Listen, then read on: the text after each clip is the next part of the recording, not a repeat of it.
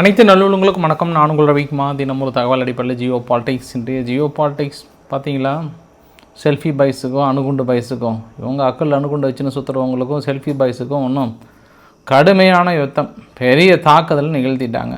அதிகாலை 3 மணிக்கு தொடங்கிய இந்த யுத்தம் மாலை 5 மணிக்கு கொஞ்சம் நாங்கள் தாக்குதலை நிறுத்துகிறோன்ற மாதிரி சொல்லியிருக்காங்க. பட் அதில் நிறைய முரண்பாடுகள்லாம் இருக்குது. பாகிஸ்தான் எங்கள் கிட்ட கெஞ்சினாங்க, அதனால தான் நாங்கள் 48 மணி நேரம் நிறுத்துகிறோம் அப்படின்னு சொல்கிறாங்க. பாகிஸ்தான் மறுத்தலைமை கெஞ்சியது உண்மைதான்ற மாதிரி நிறைய ஆதாரபூர்வமான தகவல்கள் வந்திருக்குது. அதனால் அங்கே இருக்கக்கூடிய தகவல் என்ன, செல்ஃபி பாய்ஸ் வெஸ் அணுகுண்டு பாய்ஸ் அந்த பகுதியை முடிஞ்சதுக்கப்புறம் நேற்று அந்த கொஞ்சம் தள்ளி பார்த்தோம்னா வெனிசுலா மீது அமெரிக்காவுடைய B-2 ஸ்ட்ராட்டஜிக் பம்பர்ஸ் பறந்துட்டுருக்கு. மேபி வீடியோ வரும்போது தாக்குதல் நிகழ்த்துவதற்கான வாய்ப்புகள் இருக்குது. ஒரு பதற்றமான ஒரு சூழ்நிலை. அப்படியே கொஞ்சம் தள்ளி அந்த பக்கம் போனோம் அப்படின்னா இஸ்லாமிய நாடுகளுடைய இரட்சகர், குறிப்பாக அரபு நாடுகளில் இரட்சகர் இருக்கிறார்ல, அவருக்கு திடீர்னு ஏதோ டென்ஷன் ஆகிட்டா இருப்பேன். அமாஸுக்கு மறுபடியும் ஒரு எச்சரிக்கை கொடுத்துருக்கிறார். சிரியானுடைய அகமது அல் சாரா அவர்கள் திடீர்னு மாஸ்கோவுக்கு போயிருக்கிறார். இப்போ வெஸ்டர்ன் நாடுகளில் முழிச்சிட்டு இருக்காங்க. ஏன்னா நேற்று வரை இப்போ நிறைய தடைகள்லாம் நீக்கினாங்க. திடீர்னு மாஸ்கோ கிட்ட போயிட்டு நட்பு பாராட்டுறாரா அப்படின்ட்டு ஒரு கேள்வியும் வைத்திருக்கிறாங்க. ஃபைனலாக இந்தியாவோட செய்தியோடு முடிச்சிடலாம் வாங்க. நம்ம நேராக இப்போ எங்கே திரும்ப போகிறோம், டூரண்ட் லைன் பக்கத்தில் போகிறோம். நம்ம அந்த லைனில் போயிட்டு அந்த ஏரியா பகுதிக்குள்ளே எட்டி பார்த்துட்டு எந்தெந்த பகுதியில் சேதாரமாக இருக்குது, அணுகுண்டு பாய்ஸ் என்ன சொல்கிறாங்க, பக்கம் செல்ஃபி பாய்ஸ் என்ன சொல்கிறாங்கன்னு பார்த்துடலாம். ஸோ வீடியோக்குள்ள போகிறதுக்கு முன்பு நீங்கள் நம்ம சேனலை சப்ஸ்கிரைப் பண்ணலாம். சப்ஸ்கிரைப் பண்ணிவிட்டு வாங்க. மறக்காம பெல் பட்டன் கிளிக் பண்ணி ஆலோசனை கொடுங்க. வீடியோ கொடுக்கலாம்.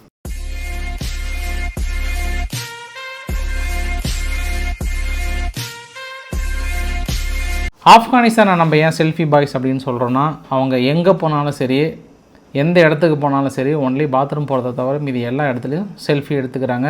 நண்பர்களே, இப்போ பார்த்தீங்கன்னா நாங்கள் எல்லா எல்லைக்குள்ளேயும் நுழைஞ்சிட்டோன்ற மாதிரி தொடர்ந்து எல்லா லைவ் கவரேஜாக கொடுத்துட்ருக்காங்க. அந்தளவுக்கு பாகிஸ்தான்லாம் கொடுக்குறதில்ல, ஆனால் பயங்கரமாக கொடுத்துட்ருக்காங்க. அதனால் அவங்கள செல்ஃபி பாய்ஸ் அப்படின்னு சொல்லிகிட்ருக்கோம் நம்ம.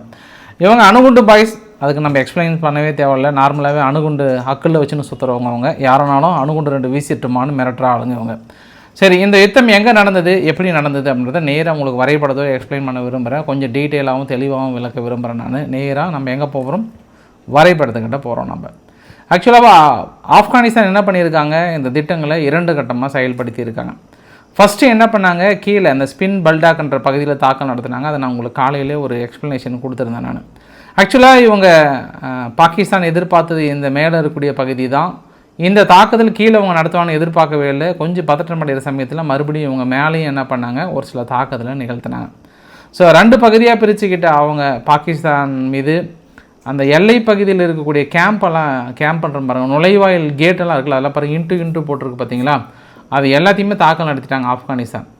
அது என்ன பண்ணிட்டாங்க, உங்களுக்கு நான் வீடியோ பதிவு முடிஞ்சதுக்கப்புறம் நான் காட்டுறேன். நான் அதை புல்டோஸெல்லாம் எடுத்து போயிட்டு இடிக்க ஆரம்பிச்சிட்டாங்க. அந்த அளவுக்கான ஒரு தாக்குதல் இவங்க எதிர்பார்க்கவே இல்லை. ஏதோ ஒரு பக்கம் தான் தாக்கல் நடத்துவாங்கன்னு எதிர்பார்த்தாங்க. ஆனால் ஆப்கானிஸ்தான் என்ன பண்ணிட்டாங்க, கீழே கொட்டான்ற பகுதியை நோக்கியும் மேலே இருக்கக்கூடிய பகுதியும் ஒரு தாக்கல் நடத்தினாங்க. இந்த கொட்டான்ற பகுதியை நீங்கள் நோட் பண்ணிக்கோங்க.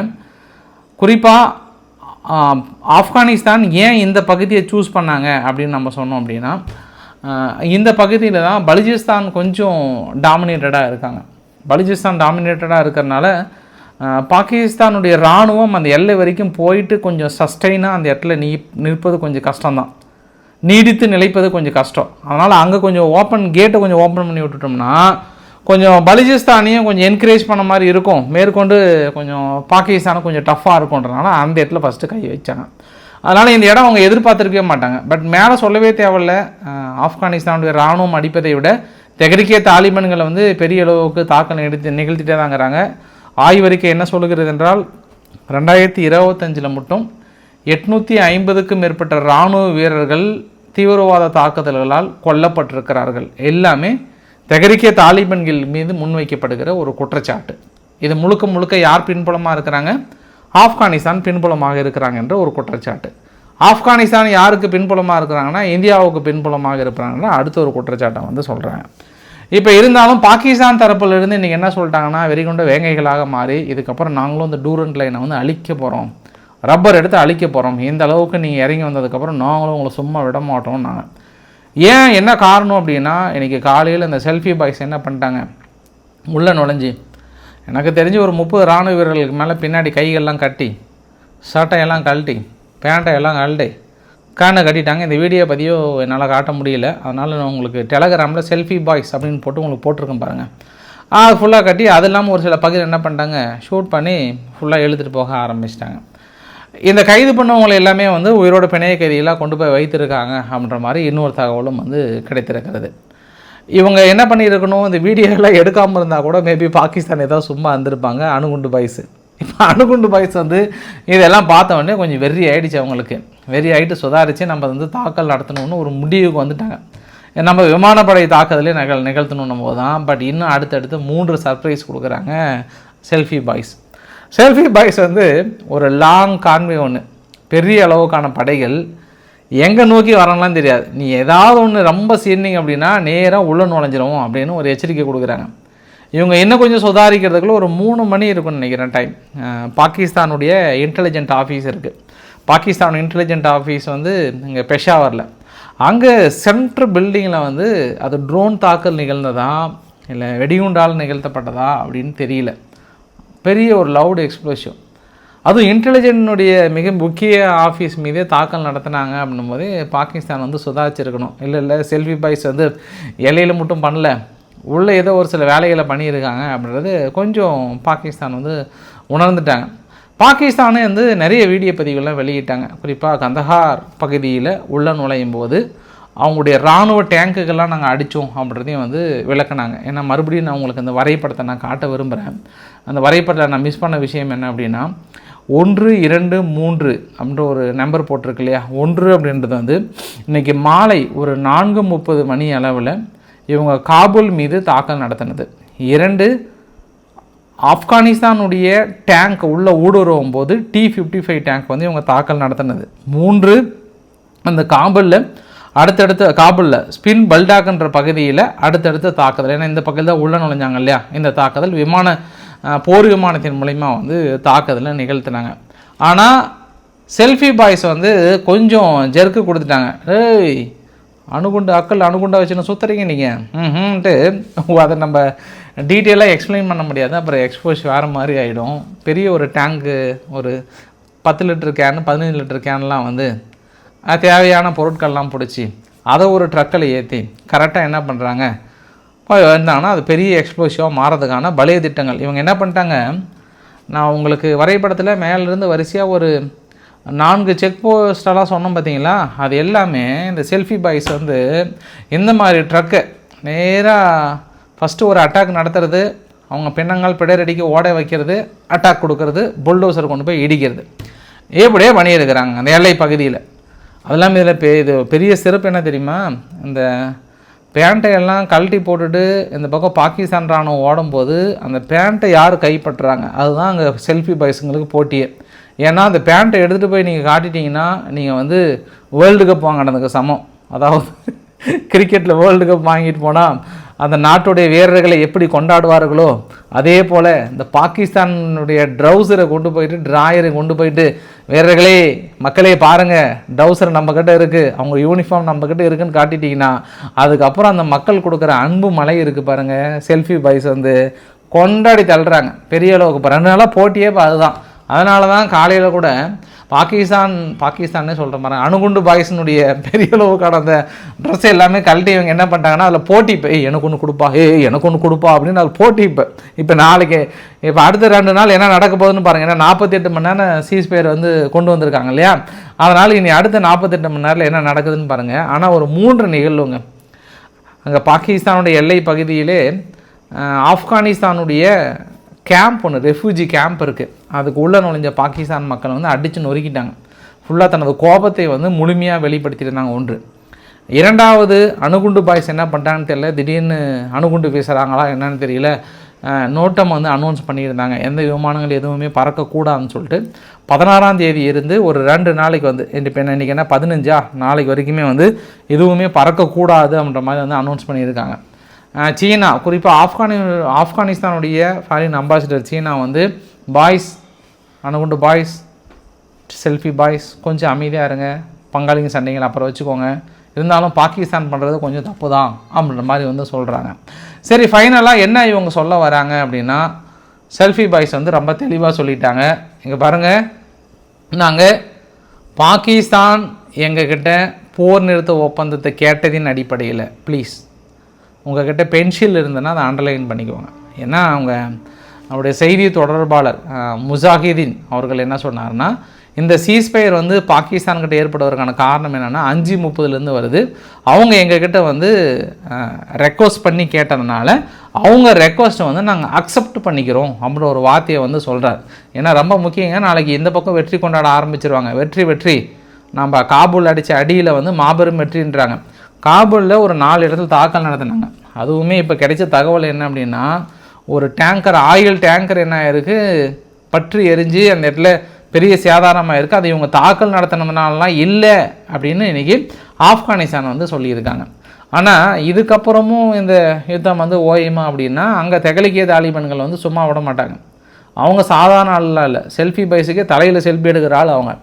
இதுக்கப்புறமும் என்ன பண்ணுவாங்க, போயிட்டு உள்ளே தாக்கல் நடத்துவாங்க. அதான் நம்ம ஏற்கனவே சொன்னோம்ல, இந்த அணுகுண்டு பாய்ஸை வந்து தொடர்ந்து டார்ச்சர் பண்ணி ரிப்போர்ட் என்ன சொல்கிறாங்கன்னா 850 to 900 பேர் பக்கம் கொல்லப்பட்டிருக்கிறாங்க இராணுவ வீரர்கள் இந்த ஒரு வருஷத்துலேயே.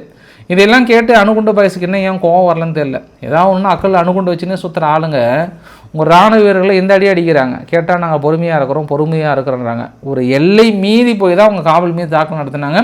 இப்போ இந்த பக்கம் செல்ஃபி பாய்ஸு கோவம். ஆனால் நம்ம 3 விஷயத்தை புரிஞ்சுக்கலாம் இன்றைக்கி. வினோத நிகழ்வுகள். ஓமனுடைய ஏர்ஃபோர்ஸ் வந்து காபூலில் வந்து இறங்கியிருக்கு. மேபி ஓமன் வந்து காபூலில் ஆயுதங்கள் கொடுத்ததுக்கான வாய்ப்புகள் நிறையா தென்பட்டது. நம்ம இந்தியாவுடைய ஏர்ஃபோர்ஸ் அவசரமாக போயிட்டு அங்கே ஆப்கானிஸ்தானுக்கு விமானங்கள் கொடுத்தது. யூகேனுடைய ராயல் ஏர்ஃபோர்ஸ் வந்து மஸ்கட் பகுதியிலிருந்து இங்கே பாகிஸ்தானை நோக்கி பெரிய அளவுக்கு ஆயுதங்கள் வந்து இறங்கியிருக்கிறது. மேபி இதுக்கப்புறம் அமெரிக்கா வந்து கொடுக்குறது ஆயுதங்கள் அப்படின்றத நம்ம பொறுத்து இருந்து பார்க்கலாம். ஒருவேளை துருக்கி வந்து இதுக்கப்புறம் ஆயுதங்கள் கொடுப்பதற்கான வாய்ப்புகள் இருக்குது.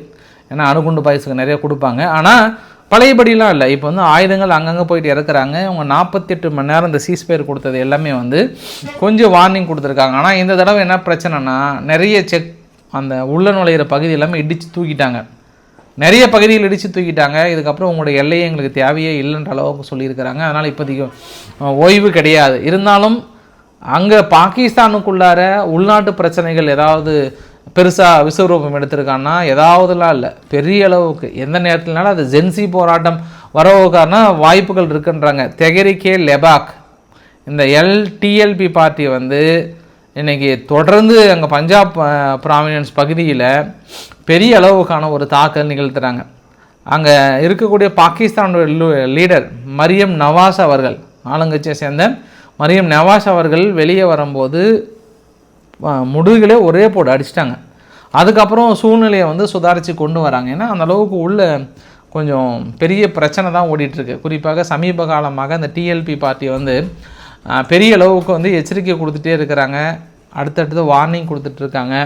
பாகிஸ்தான் போயிட்டு அமெரிக்கா கிட்ட அடிமைகளாக்கி அங்கே அமாசை வந்து ஆயுதங்களை சரண்டர் பண்ணி இன்றைக்கி வந்து உங்களுக்கு இஸ்லாமிய நாடுகளோட ரட்சகர் உங்களுக்கு அவர் யார் அவர் தான் சொல்கிறேன். நான் ட்ரம்ப் அவர்களை தான் சொல்கிறேன். ஐயா இவர் மட்டும் சொல்லலை. இப்போ நான் எதுவும் நீங்கள் சும்மா ஒரு டைலாக்கு சொல்கிறேன்னு நினச்சிக்காதீங்க தயவு செய்து. அவர் இஸ்லாமிய நாடுகளின் இரட்சகர் என்று சொல்லப்படுவதற்கான காரணம் என்ன அப்படின்னா, எரடகன் அவர்கள் இந்த மாதிரி ஒரு தலைவரை நான் பார்த்ததே இல்லை. இந்த பூ உலகில் அமைதி மலர்ந்து அந்த காசா மக்களுக்கு விடுதலை கிடைத்ததற்கு மிக முக்கிய காரணமே எங்கள் இரட்சகர் தான் காரணம். ஏன்னா அந்த 3000 வருடமாக இந்த பூ உலகில் அமைதி மலராத இந்த சூழ்நிலையில் இரட்சகராக வந்து தோன்றி காப்பாற்றி இருக்கிறார். இனி இந்த முழுமையாக இஸ்லாமிய நாடுகள் ஃபுல்லாக அமைதி மலர்கிறதுன்னு அவரும் புகழ்கிறாரு. துருக்கி அதிபர் எரடகன் புகழ்ந்திருக்கிறார், பாகிஸ்தான் புகழ்ந்திருக்கிறது, அப்படியே அந்த பக்கம் கத்தார் புகழ்ந்திருக்கிறது. நீங்கள் ஆல்மோஸ்ட் நீங்கள் ஈரானை தவிர மீதி சவுதி அரேபியாவிலிருந்து எல்லா நாடுகளும் வந்து புகழ்ச்சி மலையில் நனைந்து கொண்டிருக்கிறார். அப்போ நான் சொல்கிற வார்த்தை நீங்கள் கரெக்டாக இல்லைன்னு நீங்கள் புரிஞ்சுக்கணும் இல்லையா? நான் ஏதோ இவங்களை சும்மா நக்கலுக்கு சொல்கிறேன் அப்படின்னு நினைக்காதீங்க. நிஜமான ஒரு வார்த்தை. இனி நம்ம சொல்வது யார் ட்ரம்ப் அவர் யார் உங்கள் மனசுக்குள்ளே ஓடி வந்து உக்காந்துடணும். மிடில் ஈஸ்டோட ரட்சகர் இல்லை இஸ்லாமிய நாடுகளுடைய ரட்சகர். அதுவும் ஒரு படி மேலே போயிட்டு இவர் பாகிஸ்தானுடைய பிரதமர் ஷபாஸ் ஷெரீஃப் அவர்கள் வந்து அவருக்கு நோபல் பரிசு கொடுக்கணும்னு இந்த சின்ன பிள்ளைங்கள்லாம் மலாந்து படுத்துட்டு 2 காலும் 2 கையும் இப்படி உதைச்சி அழுவாங்கல்ல, கியான் கியான் கியான்னு கத்திட்டு, அந்த மாதிரி உதைக்காத குறை தான் அவர். எங்கள் ஆளுக்கு கொடுத்தே ஆகணும், அந்தளவுக்கு நல்ல உள்ளம் படைத்தவர்ன்றார். நீங்களாம் எழுதி வைத்து கொள்ளுங்கள், இந்த இரட்சகர் என்று சொல்லப்படுகிற இந்த நாடுகளே நீங்கள் எழுதி வைத்து கொள்ளுங்கள். இப்போ நான் சொல்லக்கிற சம்பவத்துக்கெல்லாம் நீங்கள் தான் எனக்கு பதில் சொல்லணும். சரி, இன்னொரு சம்பவத்தையும் சொல்லிடுறேன். இந்த பூ உலகில் அமைதி மலர்கின்ற ஒரு எண்ணத்தோடு யார், இரட்சகர் அவர்கள் போயிட்டு காலடி வைக்கிறார். நேட்டோனுடைய அப்பா, இஸ்லாமிய நாடுகளுடைய இரட்சகர் காலடி வச்சு ஒரு நாள் கூட கேப் இல்லை, அப்படியே இப்படி உயர்ந்து நின்றார். கண்ணால் லட்டு தின்னு ஆசையார் மாதிரி உயர்ந்து நின்றார்ல. இப்போ ஜஸ்னோ அந்த செய்தி என்ன தெரியுமா, அமெரிக்கானுடைய B-2 ஸ்ட்ராட்டஜிக் பாம்பர்ஸ் தாக்கல் நடத்துவதற்காக வெனிசுலாவை சுற்றி வட்டமடித்து கொண்டிருக்கிறது. அதற்கான பிரத்யோக வரைபடங்கள் எல்லாமே, அவருடைய லொக்கேஷன்ஸ் எல்லாமே தெரியுது. ஃபஸ்ட்டு ஒரு விமானம் போச்சு, அப்புறம் 2 போச்சு, 2 போர் விமானம், அப்புறம் 3, அப்புறம் 4. ஒரு பதற்றமான ஒரு சூழ்நிலை. எந்த நேரத்திலையும் மேபி இந்த வீடியோ வெளியே வரும்போது தாக்கல் நடத்துவதற்கான வாய்ப்புகள் இருக்கலாம், அல்லது மிரட்டலுக்கான வாய்ப்புகளாக இருக்கலாம். ஆனால் இறுதி தேதி குறிக்கப்பட்டதாக அமெரிக்கா தரப்பில் ஒரு அனௌன்ஸ்மெண்ட் கொடுத்துட்டாங்க. அப்போ நேற்று தான் எனக்கு அமெரிக்கான நோபல் பரிசு வந்துவிட வேண்டும், இந்த பூ உலகில் நான் இருக்கும் வரை எந்த ஏரியாவிலும் தாக்கல் நடத்தாது என்று கூறிய அந்த இரட்சகருக்கு வந்த சோதனையா, ஏன் நீங்கள் வெனிசுலா மீது தாக்கல் நடத்துவதற்கான முடிவை எடுத்தீர்கள் என்றால், தொடர்ந்து வெனிசுலா எங்கள் நாட்டிற்கு அனுப்பப்படுகிற ட்ரக் ஆற்றலை தடுக்க மறுக்கிறது, அதனால் இந்த தாக்குதல் அப்படின்னு சொல்கிறாரு. இது நம்பினா தான் நம்மளுக்கு சோறு, நம்பலைன்னா நம்மளுக்கு சோறு இல்லை. கேட்டால் வெள்ளையாக இருக்கிறவங்க பொய் சொல்ல மாட்டாங்கன்னுவாங்க. அதனால் நம்ம அடுத்த செய்திக்கு போயிடலாம். அடுத்த செய்தி என்னன்னா, இந்த இஸ்லாமிய நாடுகளுடைய இரட்சகர் குறிப்பாக ட்ரம்ப் அவர்கள் வந்து ஹமாஸுக்கு இறுதி எச்சரிக்கை கொடுத்துருக்காங்க. ஹமாஸ், நீங்கள் ஆயுதங்களை கீழே போட்டு சரண்டர் ஆகிறேன்னு சொல்லியிருக்கீங்க, ஃபேஸ் 2 அக்ரிமெண்ட் நாங்கள் போகணும், உங்கள் கையில் தான் இருக்குது. எவ்வளோ சீக்கிரம் ஆயுதங்களை போட்டு சரண்டர் ஆகிறீங்களோ சீக்கிரம் சரண்டர் ஆகிடுங்க. Do you understand me? ஏன்னா நீங்கள் புரிஞ்சுக்கிட்டீங்களா? என்னுடைய ருத்ர தாண்டவத்தை பார்த்துட போகிறீங்க, இறுதி எச்சரிக்கை என்றார். இப்போ நான் தான் சொன்னேன், முன்னாடி எங்களுடைய இறை தூதராக வந்த எங்கள் இரட்சகரே அப்படின்னாலாம் புகழ்ந்தாங்கல்ல, அவங்கெல்லாம் இந்த கேள்விக்கு பதில் சொல்லி ஆக வேண்டிய ஒரு சூழ்நிலை வந்திருக்கிறது. ஏன்னா வழக்கமாக நம்மளுக்கு இஸ்ரேலும் அமெரிக்காவும் என்ன பண்ணுவாங்கன்னு தெரியும், ஆனால் அவங்களோட இணைந்து நீங்கள் ஒரு ட்ராமா கிரியேட் பண்ணீங்க பார்த்தியா, அந்த ட்ராமா தான் எனக்கு கொஞ்சம் ரொம்ப ரொம்ப ஹைலி கிரியேட்டட் ட்ராமா. ஏன்னா ஒரு ஸ்டேஜ் மேலே நின்றுக்கிட்டு அப்படியே கடவுளாக வந்து ஒரு உருவத்தை தரித்த மாதிரியும் நீங்கள் ஒவ்வொரு ஆளாக போய் அவர்கிட்ட கையை கொடுத்து உடனே அவர் எப்படி மாறுதுன்னு ட்ரம்ப் வந்து போஸ் கொடுக்கும்போது இது நீங்கள் அந்த வீடியோ பதிவெல்லாம் பார்த்தீங்கன்னா வச்சுக்கோங்க, அப்படி கரெக்டாக அந்த போஸ் மாதிரி ஏதோ ஒரு படத்தில் அந்த இது வீடியோ எடுக்கிறாங்கன்னா போய் முடிப்பார்ல, அந்த மாதிரி தான் வந்து போஸ் கொடுத்தாரு எல்லாமே.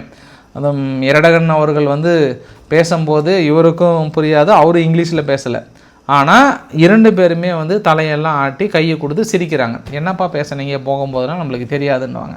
அவர் ஆனால் இங்கிலீஷில் பேசல, கூட ஒரு டிரான்ஸ்லேட்டர் வந்தாங்க, அதுக்கப்புறம் லைட்டாக புரிய வச்சாங்க. நான் இது இன்னொரு தகவலையும் சொல்லிடுறேன். இன்றைக்கி வந்து சென்காம் சொல்லிட்டாங்க, அமெரிக்கானுடைய சென்ட்ரல் கமாண்டு என்ன நம்ம சொல்லியிருக்காங்க, ஹமாஸ் நீங்கள் ரொம்ப சீக்கிரமாகவே நீங்கள் ஆயுதங்களை போட்டு சரண்டர் ஆகணும், காசா ஸ்ட்ரிப்புக்குள்ளார விரும்பத்தகாத நிகழ்வுகள் நடந்துகிட்ருக்கு, அதை கண்டிப்பாக நாங்கள் வன்மையாக கண்டிக்கிறோம் இமீடியட்டாக. ஏன்னா நிறைய பொதுமக்களை இன்றைக்கி கூட பார்த்தோம்னா ரிப்போர்ட் நம்மளுக்கு என்ன கிடச்சிருக்குன்னா, 50 மக்கள் கடந்த 24 மணி நேரத்தை கடந்து 50 மக்களை பொது வெளியில் சுட்டு கொண்டு இருக்காங்க, அடித்து கை காலெலாம் வந்து உடைச்சிருக்காங்க. கிட்டத்தட்ட ஒரு மனித தன்மையற்ற ஒரு மிருகத்தனமான ஒரு செயலை செய்திருக்கிறது ஹமாஸ். அப்படி பப்ளிக் மத்தியில் நின்று பயங்கரமாக சுட்டு கொண்டுட்டு இருக்காங்க இன்றைக்கி. அந்த ஒரு நிகழ்வை வந்து சுட்டி காட்டி தான் இந்த பக்கம் சென்காம் என்ன சொல்கிறாங்கன்னா, இது வந்து சரியான திசையில் ரொம்ப கடுமையாக நாங்கள் எதிர்ப்பு தெரிவிக்கிறோம், கண்டனத்தை தெரிவிக்கிறோம், நீங்கள் ஆயுதங்கள் போடவில்லை என்றால் நாங்கள் போட வைக்க வேண்டிய ஒரு சூழ்நிலை வரும்ன்றாங்க. சரி, இஸ்ரேலும் வந்து தாக்குதல் தொடங்கியதா என்றால் இன்று மட்டும் ஒரு 4 இடத்துல ஒரு ட்ரோன் தாக்கல் நிகழ்த்திருப்பதாக சொல்கிறாங்க. காரணம், இஸ்ரேல் என்ன சொன்னாங்கன்னா, எங்களுக்கு 20 டெட் பாடி இன்னும் வரல, இவங்க கொடுத்துட்டேன்னு சொன்னாங்க. கொடுத்ததில் நாங்கள் ஆராய்ச்சி பண்ணும்போது இது எங்களுடைய டெட் பாடி கிடையாது, யாரோ ஒருத்தருக்கு கொடுத்து இவங்க கணக்கு காட்டிட்டாங்க, நாங்கள் உங்களுக்கு திருப்பி கொடுத்த 45 டெட் பாடியில் ஒன்று கூட மிஸ் ஆகிருக்காது, கரெக்டாக இருக்குன்றாங்க. ஆனால் அவங்க திருப்பி கொடுத்ததுலேயும் இவங்க திருப்பி கொடுத்ததுலேயும் நிறைய வித்தியாசங்கள் இருக்குது. ஏன்னா இஸ்ரேல் வந்து பிணைய கைதிகள் பாருங்க, விசாரணை கைதிகளாக பிடிச்சிட்டு போனவங்க இறந்த நிலையில் கொடுத்துருக்கீங்க. இது மிகப்பெரிய மனித உரிமை மீறல் இது. ஏன்னா இதுக்கப்புறம் அது பெரிய அளவுக்கான கேஸ் இதுக்கப்புறம் எடுபடுவாங்க. ஏன்னா விசாரணையாக நீங்கள் கூப்பிட்டு போயிட்டு நீங்கள் மறுபடியும் டெட் பாடியாக கொடுத்தீங்க அப்படின்னா ஒரு பெரிய ஒரு அஃபென்ஸ். இது வந்து கண்டிப்பாக இஸ்ரேல் இதுக்கான பதில் சொல்லியே ஆக வேண்டும்னு இன்டர்நேஷ்னல் கிரிமினல் கோர்ட்டில் கேட்பாங்க. பட் இஸ்ரேல் தான் மதிக்க மாட்டாங்க அவங்கள. ஆனால் பெரிய விஷயந்தான், பெரிய அளவுக்கான ஒரு கண்டனம் தான் அது வந்து. இவங்க தரப்பில் என்ன சொல்கிறாங்கன்னா, அந்த பிணைய கைதிகளோட டெட் பாடிஸ் வந்து கொடுக்கும்போது மேட்ச் ஆகலைன்றாங்க. இந்த பிரச்சனையினால் இஸ்ரேல் என்ன பண்ணிட்டாங்க, சீஸ்ஃபயர் வயலேஷன். என்ன சீஸ்ஃபயர் வயலேஷன் அப்படின்னா, இவங்க 24 பாடியை கொடுக்கலன்னு சொல்லிட்டு காலையிலேருந்து கிட்டத்தட்ட சாயந்தரம் வரைக்குமே ட்ரக்கு உள்ளே அனுப்பாமல் இருந்தாங்க. இப்போ ஹமாஸ் என்ன கேட்குறாங்கன்னா, இவங்க எங்களை பார்த்து சொல்கிறாங்களே ஒரு நாளைக்கு 500 ட்ரக் அனுப்புகிறோன்னாங்க. இந்நேரம் பார்த்தா எங்களுக்கு 3000 ட்ரக்கு வந்திருக்கணும். ஆனால் இது வரைக்கும் நாங்கள் ரிசீவ் பண்ணது 173 ட்ரக்கு. சரி, இதுக்கப்புறம் சீஸ்ஃபயர் வயலேஷன்னா கூட அந்த 3 நாள் ஏன் நீங்கள் அனுப்பலன்னு கேட்குறாங்க. அப்போ யாருப்பா மீறினது? இல்லை, யாரும் மீறினது? நீங்களும் தான் எங்ககிட்ட மீறி இருக்கீங்க அப்படின்றாங்க. இப்போ தான் ஏதோ கொஞ்சம் கொஞ்சமாக அந்த எகிப்து எல்லை பகுதியில் இந்த புல்டோசர்ஸ், உணவுப் பொருட்கள் எல்லாமே வந்து பெரிய அளவுக்கு வரிசை கட்டி நின்றுருக்கிறது. அதுக்கான வீடியோ பதிவுலாம் நீங்கள் பார்க்குறீங்க. நீங்கள் இதுக்கப்புறம் உள்ளே நுழைஞ்சி இனி காசா மக்களுக்கு ஒரு விடிய காலம் கிடைக்குமானா இல்லை. இதுக்கப்புறம் தான் ஒரு பிக் சேலஞ்சஸ். நேற்று வந்து ஒரு வீடியோ ஒன்று போடுறாங்க. ஆன்டி ஹமாஸ் குரூப், ஹமாஸுக்கு எதிரான ஒரு குரூப் வந்து ஒரு வீடியோ ஒன்று போடுறாங்க. இந்த குரூப் என்ன கேட்குறாங்கன்னா, ஆல்மோஸ்ட் நார்த்து காசாவில் ஒரு சில முக்கியமான பகுதிகள் எங்கள் கண்ட்ரோலுக்கு வந்துருச்சு. அதாவது காக்கி நாடா உண்ணுது, பாவாடை எண்ணுது அப்படின்றாங்கல்ல, அந்த மாதிரி வெஸ்ட் பகுதி உண்ணுது, நார்த்து பகுதி எண்ணுது. என் ஏரியாவுக்குள்ளே நீங்கள் நுழைஞ்சிங்கன்னா போட்டு தள்ளிடுவேன், முடிச்சு கட்டிடுவேன். இனி ஹமாஸ் சும்மா ஏமாற்றிலாம் உள்ளே வரும்னு நினைக்காதீங்க, முடிச்சிடுவோன்னு ஒரு சேரில் உட்காந்துட்டு கம்பீரமாக இந்த பக்கம் ஆடி ஒருத்தர் வந்து வீடியோவை வெளியிட்டிருக்கிறார். அவர் யார் அப்படின்றத உங்களுக்கு நான் நேற்றே சொல்லியிருந்தேன். ஹல் சபாப் அப்படின்ற ஒரு நபர். இவர் அந்த எச்சரிக்கை கொடுக்கறது மட்டும் இல்லாமல் இனி நாங்கள் முழுமையாக கையில் எடுத்து இந்த மக்களுக்கான அங்கீகாரத்தை கொடுக்க போகிறோன்றாங்க. இது ஒரு வகையான பிளான். இது வந்து டீட்டெயிலாக கிளியராக தெரியுது. ஏன்னா இஸ்ரேல் ஆரம்ப கட்டத்தில் இதே மாதிரி தான் ஹமாஸுக்கு பெரிய அளவுக்கான உதவிகளை செஞ்சாங்க. கடைசியில் ஹமாஸ் அவங்களுக்கு எகெயின்ஸ்டாக மாறிட்டாங்க. இப்போ அதே மாதிரி இப்போ இந்த 2 டீமும் உள்ளே மோத ஆரம்பிச்சதுன்னா, சப்போஸ் வந்து இஸ்ரேல் உள்ளேயே போக தேவையில்ல, இஸ்ரேல் வந்து வெளியே நின்றுக்கிட்டாங்கன்னா கூட வெளியே நின்றுவாங்க இப்போ. ஆனால் காசாவுக்குள்ளார இதுக்கப்புறம் ஹமாஸ் ஆயுதங்களை போட்டு சரண்டர் ஆகிட்டாங்கன்னா இவங்க முடிச்சிடுவாங்க அவங்க கதையை. அவங்க வந்து இப்போ வாழ்வாசாவா போராட்டம் தான் மறுபடியும். ஆயுதங்களை கீழே போடவே முடியாது. இப்போ கத்தியை எடுத்தாங்கன்னா கத்தியால் தான் சாவுன்றாங்கல்ல, அந்த மாதிரி துப்பாக்கி எடுத்தாங்கன்னா துப்பாக்கியால் தான் சாவுன்ற மாதிரி தான். அவங்க கீழே போட்டாங்கன்னா இஸ்ரேல் என்ன பண்ணுவாங்க, வெளியே தான் நிற்கிறேன்னுவாங்க, இவங்கள வச்சு முடிச்சுப்பாங்க. ஆனால் அமெரிக்கா என்ன சொல்லுதுன்னா, நீங்கள் ஆயுதங்களை போட்டு சரண்டர் ஆகுதான்னு சொல்கிறாங்க. ஆனால் நான் உங்கள்கிட்ட என்ன கேட்குறேன்னா, இதுக்கப்புறம் எப்படி அவங்க ஆயுதங்களை போட்டு சரண்டர் ஆவாங்க, அந்த ஏரியாவில் எப்படி அமைதி திரும்பும் அப்படின்றது எனக்கு ஒரு பதிலாக சொல்லிவிடுங்க. இப்போ இந்த கேள்விக்கான பதில்கள்லாம் சொல்ல வேண்டியது இந்த இஸ்லாமிய நாடுகள் தான். இவங்க தான் ரட்சகர், எல்லாத்தையும் மேலக்கிறவங்க பார்த்துக்குவாங்க, மேலக்கிறவங்க பார்த்துவாங்கன்னாங்க. அதுதான் அங்கே நடக்க போகுதுன்றது ஒரு கூடுதல் தகவலும் சொல்லிடலாம். இனி காசாவுக்குள்ளார முழுமையாக தெரிந்தோ தெரியாமலோ அது வந்து அமெரிக்கா வசமும் இஸ்ரேல் வசமும் முழுமையாக செல்ல போகிறது. ஏன்னா அங்கே கன்ஸ்ட்ரக்ஷன் ஓரியன்ட்லேருந்து இது எல்லாமே, அதாவது அமெரிக்கா அமைதி ஏற்படுத்துகிற பேரில் இஸ்லாமிய நாடுகள் கூப்பிட்டு அவங்க வாயாலேயே புகழ வச்சு அவங்களே எழுதி கொடுத்துட்டு வந்திருக்கிறாங்க. இப்போ எங்கள் பாகிஸ்தான் நடந்த போராட்டத்துக்கும் இதுக்கு நீங்கள் சம்மந்தப்படுத்துனீங்க அப்படின்னா ஆல்மோஸ்ட் உங்களுக்கு கூட்டி கழித்து பார்த்தீங்கன்னா மேட்ச் ஆகிடும். இதுக்கெல்லாம் யார் வழிவகுத்தது அப்படின்னா ஆரம்ப கட்டத்தில் ஹமாஸ் காசாவுக்கு விடுதலை வாங்கி கொடுக்கல. காசாவை அவங்களும் ஏதோ ஒரு காரணத்தால் இஸ்ரேலுக்கு எழுதி கொடுக்க தயாராகிட்டாங்கன்றத ஒரு கூடுதல் தகவல்னு சொல்ல முடிகிறது. இதில் இன்னொரு விஷயத்தையும் சொல்லிடுறேன் நான்.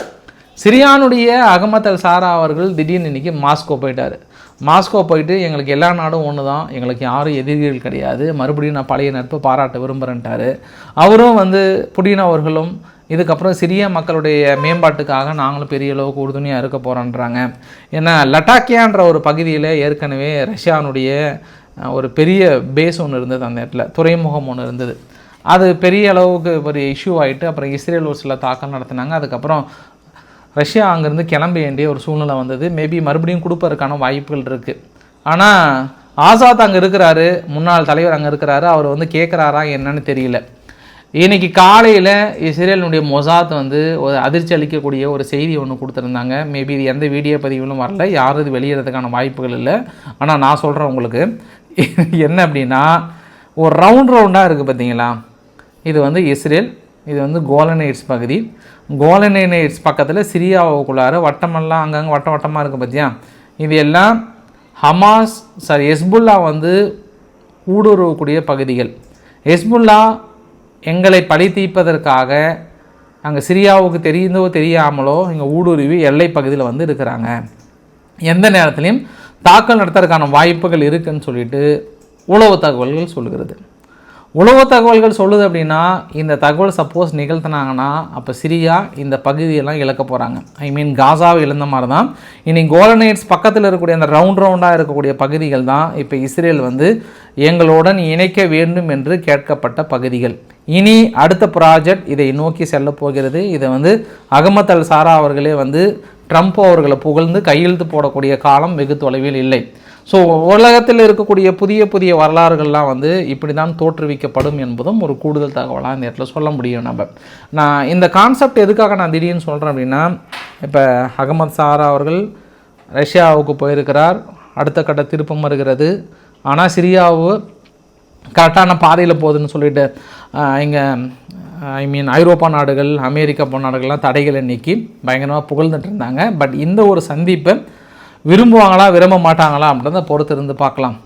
கடந்த 2-3 நாட்களாகவே அமெரிக்கான்னு வருது பாருங்கள், ரஷ்யா உக்ரைன் மீது பெரிய தாக்கல் நிகழ்த்தியிருந்தாங்க. இந்த வரைபடத்தை பார்க்குறீங்கள, இந்த வரைபடத்தில் மேக்சிமம் அந்த ட்ரெயின் பாத்திலிருந்து அவங்களுடைய பவர் ப்ரொடக்ஷன் எல்லாமே குறிவைத்து செயலிழக்கக்கூடிய அளவுக்கான அடுத்தடுத்த தாக்குதலை நிகழ்த்தி இருக்காங்க அப்படின்றத நம்ம சொல்ல முடியும். போல்டோவா ரீஜியன், ஒவ்வொரு ரீஜியன்லேயும் அவங்களுடைய பவர் ப்ரொடக்ஷன்ஸ் எங்கே இருக்கும் அந்த பவர் ப்ரொடக்ஷனை குறி வைத்து வந்து தாக்கல் நடத்தியிருக்காங்க. குறிப்பாக எலக்ட்ரிக் சப்ளை அந்த இடத்துல இருந்திருக்கு, அதை தாக்கல் குறி வைத்திருக்காங்க. இவங்களும் பதிலுக்கு தாக்கல் நிகழ்த்திட்டு தான் இருக்காங்கன்றது ஒரு கூடுதல் தகவல். குறிப்பாக ட்ரெயின் பாத்தை வந்து மேக்சிமம் தாக்கல் நடத்திட்டாங்கன்ற மாதிரி ஒரு குற்றச்சாட்டு சுமத்துறாங்க. திடீர்னு இந்த ராய்டர்ஸ் போன்ற பத்திரிகைகள்லாம் வந்து அமெரிக்கானுடைய பேட்ரியாட்டிக் ஏர் டிஃபென்ஸுடைய செயல்பாடு திருப்திகரமாக இல்லை, சமீப காலமாக 42% தான் அது வந்து இடைமறித்து தாக்கல் நடத்தக்கூடியதுக்கான பாசிபிலிட்டிஸ் வந்து ஃபுல்லாக குறைஞ்சிருச்சு. அமெரிக்காவுடைய கின்சால் மிசைல்ஸ்லேருந்து எல்லாமே வந்து அப்கிரேட் பண்ணிட்டாங்க. இனி பேட்ரியாட்டிக் ஏர் டிஃபென்ஸ் வந்து பெருசாக இல்லைன்றாங்க. இதை வைத்து ஏகப்பட்ட வியாபாரம் பண்ணிகிட்டு இருக்கிறாங்க. ஜெலன்ஸ்கியும் வந்து கதையாக விட்டுட்டு இருக்கிறாரு. திடீர்னு இப்போ ஓடி வந்து பெரிய அளவுக்கு அப்படிலாம் இல்லைங்க, பயங்கரமாக ஃபெயிலியர் ஆகிட்டுருக்குன்னு சொன்னால் இதை அமெரிக்கா ஏற்றுப்பாங்களா இல்லை அமெரிக்காவுடைய பப்பட்டு தான் ஏற்றுப்பாரான்னு தெரியல. அதை பொறுத்து இருந்து பார்க்கலாம். ஃபைனலாக சீனாவுடைய தகவலோட அந்த செய்தியை முடிக்கலாம். சீனா இடையோட தகவலோட இன்றைக்கி நேற்று காலையிலே ட்ரம்ப் அவர்கள் என்ன போட்டிருந்தாருன்னா, சீனா வந்து பர்பஸாகவே எங்களோட சோயாபீன்ஸை வந்து கேன்சல் பண்ணிட்டாங்க. எங்களுடைய ஃபார்மர்ஸ் வந்து ரொம்ப டிஃபிகல்ட்டிஸாக இருக்குது, எக்கனாமிக்காகவும் வந்து பெரிய அளவுக்கு பாதிக்கப்பட்டிருக்காங்க. அதாவது அவங்க இந்த காரணத்தினால நாங்கள் முழுக்க டெர்மினேட் பண்ண போகிறோம் குக்கிங் ஆயில், இதுக்கப்புறம் நாங்கள் அனுப்ப மாட்டோம். நாங்களும் இதே மாதிரி குக்கிங் ஆயில் உங்களுக்கு அனுப்ப நிறுத்தினா சீனா எங்கே போய் பர்ச்சேஸ் பண்ணுவீங்க அப்படின்ற ஒரு கேள்வி. சாரி, முழுக்க இல்லை, நாங்களும் உங்ககிட்ட குக்கிங் ஆயில் வாங்கிறத நிறுத்தணும் அப்படின்னா மிகப்பெரிய டேஞ்சர் ஆகிடும். இருந்தாலும் நாங்கள் அதை பண்ணலன்றாரு யார், ட்ரம்ப் அவர்கள் சொல்கிறாரு. காலங்காலமாக வரின்ற வார்த்தையை சொல்லி மிரட்டி இன்றைக்கி வந்து நீங்கள் சோயாபீன்ஸ் வாங்கிறதுன்னு எடுத்தோம்னாலே எங்களுக்கு லாஸ்ன்றீங்க. அப்போ தெரியுதில்ல, அப்புறம் எதுக்காக வரி போடுறீங்க? ஆரம்ப கட்டத்தில் 2024 27 மில்லியன் டன் வாங்கினாங்க சோயாபீன்ஸ் அமெரிக்கா கிட்டேருந்து. கடைசியாக இப்போ வாங்கினது 5.9 மில்லியன் டன்னு. 27 மில்லியன் எங்கே, வெறும் 5.9 மில்லியன் டன் எங்கே, அப்படியே குறைஞ்சி இப்போ ஒரு 3 மில்லியன் டன்னு கூட இல்லை. இது எல்லாமே அமெரிக்கா எதிர்பாராத இழப்புகளை சந்தித்து கொண்டிருக்கிறது இந்த சோயாபீன்ஸில் தொடர்ந்து சொல்லப்படுகிற விஷயம். அதே மாதிரி இந்த வெஸ்டர்ன் நாடுகள்லாம் மாங்குன்னு சீனா இதுக்கெல்லாம் வந்து பெரிய பொருளாதார தடை போடுறாங்கல்ல, அந்த கப்பல் வழியாக கொண்டு போகிறதுக்கு எல்லாமே வந்து ஐஸ் பிரேக் கப்பல் மூலியமாக இங்கே ஒரு வரைபடத்தை பார்க்குறீங்கல்ல, இனி வந்து இந்த ரெட் கலர் இருக்குல்ல, இந்த பாதையை தான் மேக்ஸிமம் பயன்படுத்த போகிறாங்க. ஆல்மோஸ்ட் ஒரு 7000 கிலோமீட்டர் மேலே நாங்கள் இதுக்கப்புறம் ரெடியூஸ் பண்ணிட்டோன்றாங்க. இதுக்கப்புறம் யாருமே எந்த தடையும் தேவையே இல்லை. ஐரோப்பா நாடுகள் நுழைஞ்சி போக தேவையில்லை, வேறு எங்கேயும் போக தேவையில்லை. இல்லைன்னா அவங்க இந்தியன் ஓஷன் கடந்து அப்படியே இங்கே சவுதி அரேபியா இந்த பகுதியை கடந்து அங்கே போயிட்டு அதுக்கப்புறம் வர வேண்டியது சீனா. இதுக்கப்புறம் ஐஸ் பிரேக் கப்பலை பெரிய அளவுக்கு உருவாக்கி இப்போ சோதனை ஓட்டத்துலேருந்து எல்லாமே ஆல்மோஸ்ட் கொண்டு வந்துட்டாங்க. இனி ஷிப்பிங் வந்து 40% மேலே ரெடியூஸ் பண்ண போகிறாங்க. ஃபுல்லாக அந்த வழியில் கொண்டு போக போகிறாங்க. ஏன்னா இந்த மெயின் பாத்தை யூஸ் பண்ணுறதுனால இவங்க பிரச்சனை தாங்க முடியல. சும்மா நாங்கள் பொருளாதார போட்டோம், இந்த கப்பல் வரக்கூடாது அந்த கப்பல் வரக்கூடாதுன்றாங்க. இது ட்ரையல் பேஸில் 40% எடுக்கிறாங்க. கூடிய விரைவில் ரொம்ப பேசினாங்கன்னா 100%. ரஷ்யாவுக்கு அனுப்புறது மட்டும் அந்த பக்கம் வச்சுக்கிட்டு போயிட்டே இருக்க போகிறாங்க. போங்கப்பா போக்கத்தவங்களேன்னு சொல்ல போகிறாங்க இன்னும் கொஞ்ச நாளில். சரி, ஃபைனலாக நான் இந்தியா செய்தியோடு முடிக்கிறேன். நான் சுவிட்சர்லாந்து இந்தியாவுக்கு 100 பில்லியன் இன்வெஸ்ட்மெண்ட் அடுத்த 15 வருஷத்துக்கு அனௌன்ஸ் பண்ணியிருக்காங்க. சமீப காலமாக இந்தியாவை நோக்கி பெரிய அளவுக்கான இன்வெஸ்டர்ஸ்லாம் நிறைய வர ஆரம்பிச்சிருக்காங்க. நிறைய நாடுகள் நிறைய பாசிட்டிவான செய்தியை சொல்ல ஆரம்பிச்சிருக்காங்க. ஆனால் நான் ஒரு செய்தியை நான் திருத்த விரும்புகிறேன். குறிப்பாக இன்றைக்கி நான் இந்த செய்தியை பார்த்தேன். நான் நிறைய ஊடகங்களில் பார்த்துருப்பீங்க. முதலிடத்தில் இந்தியா தொடர்கிறது பொருளாதாரத்தில். அதாவது 25-26 கணிப்பு IMF என்ன சொல்கிறாங்கன்னா, இந்தியா 6.6, சீனா 4.8, சவுதி அரேபியா 4.0, நைஜீரியா 3.9 சொல்லிட்டு இந்த ஒரு லிஸ்ட்டை போட்டிருப்பாங்க. நீ பெரிய அளவுக்கு பார்த்துருப்பீங்க. இந்த லிஸ்ட்டில் அமெரிக்காவே 2.0 தான். இதில் இன்னொரு லிஸ்ட்டு மறைக்கப்பட்ட லிஸ்ட்டுமே இருக்குது. அந்த மறைக்கப்பட்ட லிஸ்ட்டையும் நான் எல்லாத்துக்கும் வெளிப்படுத்த விரும்புகிறேன். நான் இந்த வரைபடத்துலேயும் க்ரீனாக இருக்கிற பகுதியெலாம் நல்ல வளமான வளர்கின்ற நாடுகளாக இருக்குது. ஆப்பிரிக்கா நாடுகள்லாம் வளரப்போகுது. அடுத்தது நைஜர் 6.4, நம்மளை விட பெரிய அளவுக்கு இன்னும் இருக்கிறது. Uzbekistan 6.8, Bhutan 6.8, Benin 7%, Guinea 7.2, Georgia 7.2, Ethiopia 7.2, Tajikistan 7.5, Ireland 9.1, Guyana 10.3, Libya 15.6, தெற்கு சூடான் 24.3. தெற்கு சூடான் எவ்வளோ? IMF ப்ரிடிக்ட் பண்ணுகிறபடி 25-26 24.3. ஆனால் இந்த ஊடகங்கள் எல்லாமே இங்கே இதை மட்டும்தான் ஃபோக்கஸ் பண்ணுறீங்க. எல்லா செய்தியும் சொல்லிட்டு சொல்லுங்கள். இப்போ வெஸ்டர்ன் நாடுகள் எல்லாத்த விட இந்தியா வளர்கிறது, எஸ். ஆனால் மற்ற செய்தியும் கூறுங்கள். அது ரொம்ப இது பண்ணுற மாதிரி இருக்குன்றதையும் ஆடிஷனலாக நான் இந்த இடத்துல ஒரு பிட்டை போட்டுட்டு இந்த பதிவை நான் முடிச்சுக்க விரும்புகிறேன். நான் பிடிச்சிருந்தால் லைக் பண்ணுங்கள், ஃப்ரெண்ட்ஸுக்கு ஷேர் பண்ணுங்கள், சப்ஸ்கிரைப் பண்ணுங்கள். ரவிக்குமார் சோமு சேனல். நன்றி, வணக்கம்.